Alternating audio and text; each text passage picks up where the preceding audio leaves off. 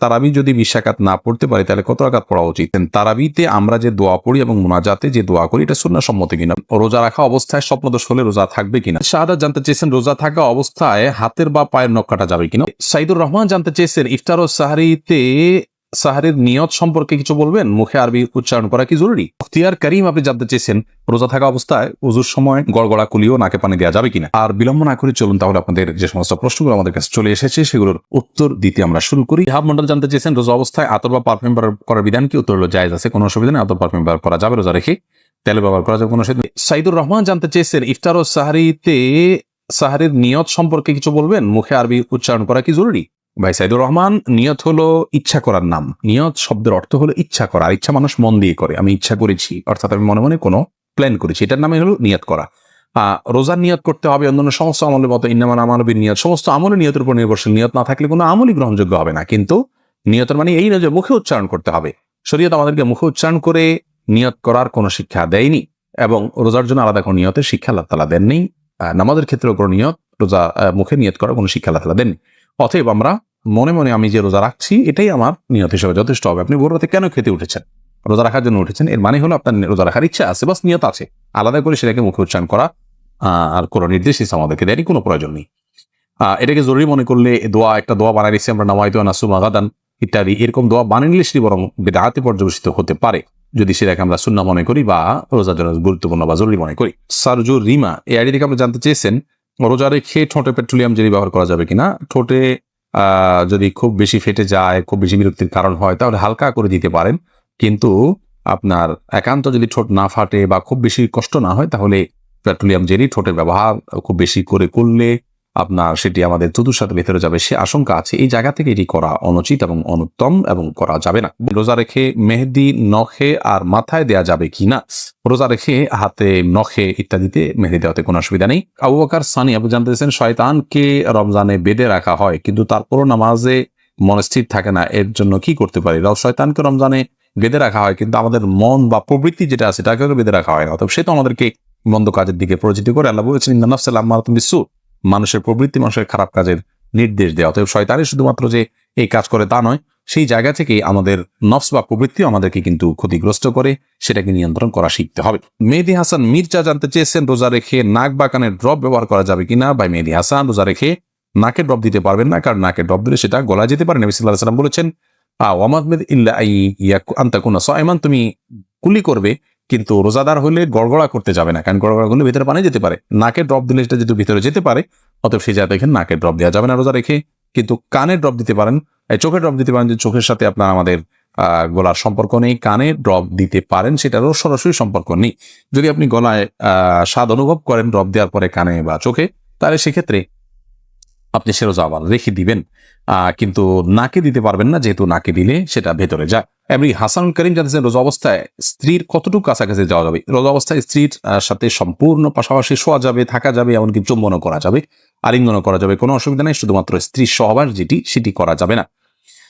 সহবাসটা যাতে না হয় সেই জিনিসটি খেয়াল করতে হবে। লজ্জাস্থানের মিলন সেটি সরাসরি হারাম, বীর্যপাত না হলেও শুধু সম্মিলনটাই হারাম। এছাড়া আলিঙ্গন চুম্বন হতে পারে। আমাদের আয়েশা রাদিয়াল্লাহু আনহা বলেছেন যে নবী সাল্লাল্লাহু আলাইহি ওয়াসাল্লাম রোজা রাখা অবস্থায় স্ত্রীদের আদর সোহাগ তিনি করতেন, এটি জায়েজ আছে। তবে কেউ যদি সেটি করতে গেলে নিজেকে নিয়ন্ত্রণ করতে পারবেন না এমন আশঙ্কা হয়, তাহলে তার জন্য এটি করা জায়েজ নাই। শাকুল খান জানতে চেয়েছেন কেউ যদি ফরজ সালাত আদায় না করে রোজা রাখে, তার রোজা রাখার যৌক্তিকতা কতটুকু? তিনি রোজা রাখছেন, একটা ফরজ আদায় করতেছেন, এজন্য আমরা অবশ্যই তাকে অ্যাপ্রিসিয়েট করবো যে তিনি অন্তত একটা ফরজ আদায় করতেছেন। কিন্তু রোজা নামাজ না পড়ে রোজা রাখা মানে হলো যে তিনি লুঙ্গি না পরে আপনার গেঞ্জি পরার জন্য অস্থির হয়ে উঠেছেন। ব্যাপারটা এরকম হয়ে যাবে, গেঞ্জি পরাও দরকার কিন্তু লুঙ্গি পরা তার চেয়ে বেশি দরকার। অতএব নামাজটাকে সবচেয়ে বেশি গুরুত্বের সাথে দিতে হবে, তারপর তিনি রোজার জন্য চেষ্টা করতে হবে। নামাজ না পড়ে রোজা রাখা এটা হলো নামাজের গুরুত্ব বা সালাতের গুরুত্ব না বুঝার কারণে। আল্লাহ তাআলা আমাদের ভাইকে বোঝার তৌফিক দান করুন। তারাবি যদি 20 রাকাত না পড়তে পারি তাহলে কত রাকাত পড়া উচিত? তারাবি 20 রাকাত না পড়তে পারলে যতটুকু তৌফিক হলো ততটুকু পড়বেন। তারাবির রাকাত ফুলফিল না করলে যে কোনো গুনাহ হবে এমন না, ফরজ রোজার মতো। অসুস্থতার কারণে আপনি যদি 2-4 রাকাত 6 রাকাত কমও পড়েন কোনো অসুবিধা নেই। পিয়াস এমডি রাইসুল রেজা জানতে চেয়েছেন সিয়ামরত মহিলার দিনের বেলা পিরিয়ড শুরু হলে দিনের বাকি অংশ না খেয়ে থাকতে হবে, খেলে কি গুনাহ হবে? না খেয়ে থাকা উচিত, বাকি অংশ তার রোজার সম্মানার্থী করা উচিত। ত্রিহান, আপনি আইডি থেকে জানতে চাইছেন আমি গর্ভবতী, আমার বমি হয়, মাথা ঘুরে, তাহলে আমার রোজার বিধান কি? যদি বমি হয় এতে রোজা ভাঙবে না, ইচ্ছাকৃত বমি না করলে রোজা ভাঙবে না। হাদিসে আসলে নবী সাল্লাল্লাহু আলাইহি ওয়াসাল্লাম বলেছেন যে ব্যক্তির বমি হয় তার রোজা ভাঙবে না, যে ইচ্ছাকৃত বমি করে হাত দিয়ে বা বের করে তার রোজা ভাঙবে। আর যদি বমি হওয়ার পর কিছু আপনি গিলে ফেলেন তার কারণে রোজা ভাঙবে, কিন্তু এমনি বমি হলে রোজা ভাঙবে না। মাথা ঘুরে বমি হয় তারপর কষ্ট করে আপনার রোজা রাখা উচিত, এটা ফরজ রোজা, এখানে কার্পণ্য করা উচিত নয় এবং ত্রুটি করা উচিত নয়। আল্লাহ আমাদের তৌফিক দান করুন। ইলমি একটা অনুষ্ঠান করা এবং হাদিস ভিত্তিক জ্ঞানের একটি অনুষ্ঠান, তবে এটিকে অন্যদের দেখার সুবিধার্থে, অন্যদের জানার সুবিধার্থে শেয়ার করে দিন, ওয়াচ পার্টি করে দিন। এর মাধ্যমে আপনার ছোট্ট একটি ক্লিকের মাধ্যমে অনেক বেশি অফুরন্ত সওয়াবের আপনি অধিকারী হতে পারবেন। শয়তান আমাদেরকে এরকম সহজে অনেক বেশি অর্জন হতে পারে সে আমলগুলো থেকে ভুলিয়ে রাখে এবং এগুলোকে আমাদের কাছে গুরুত্বহীন করে রাখে। অতএব শয়তানকে আমরা কোনোভাবেই যেন সুযোগ না দিই। আল্লাহ তাআলা সেই তৌফিক দান করুন। শাহাদাত জানতে চেয়েছেন রোজা থাকা অবস্থায় হাতের বা পায়ের নখ কাটা যাবে কিনা? উত্তর কাটা যাবে, কোনো অসুবিধা নেই। রোজা রেখে হাত পা নখ কাটা যাবে, এর সাথে রোজা ভঙ্গের কোনো সম্পর্ক নেই। রোজা রাখা অবস্থায় স্বপ্নদোষ হলে রোজা থাকবে কিনা? থাকবে, কোনো অসুবিধা নেই। স্বপ্নদোষ মানুষ ইচ্ছাকৃত করে না, অতএব স্বপ্নদোষ হলে বীর্যপাত হয়ে গেলে ঘুমের মধ্যে আপনার রোজা কন্টিনিউ করতে পাওয়া হবে। স্বপ্নদোষের কারণে বীর্যপাত হলে সে কারণে আপনি গোসল করবেন, গোসল ফরজ হবে আপনার, কিন্তু রোজা ভাঙবে না। নাজির আহমেদ ফারুক, আপনি জানতে চেয়েছেন তারাবিতে আমরা যে দোয়া পড়ি এবং মুনাজাতে যে দোয়া করি এটা সুন্নাহ সম্মত কিনা? ভাই, তারাবির 4 রাকাত পর পর দোয়া পড়া বা তারাবির শেষে সবাই মিলে আলাদা করে দোয়া করার কোনো শিক্ষা, কোনো নির্দেশ রাসূল আকরাম সাল্লাল্লাহু আলাইহি ওয়াসাল্লাম থেকে দেন নাই। সাহাবায়ে কেরাম তারাবি জামাতের সাথে পড়েছেন, কিন্তু তারা এরকম কোনো দোয়া করেছেন বলে কোনো প্রমাণ নাই। আর শরীরে কোনো কিছু প্রমাণ না থাকলে ইবাদতের মধ্যে, কোনো ইবাদতের মূল স্ট্রাকচার বা পদ্ধতির মধ্যে কোনো কিছু হাদিসে না থাকলে সেটাকে আমরা ইবাদতের অংশ হিসাবে যুক্ত করা, এটা সঠিক কাজ নয়।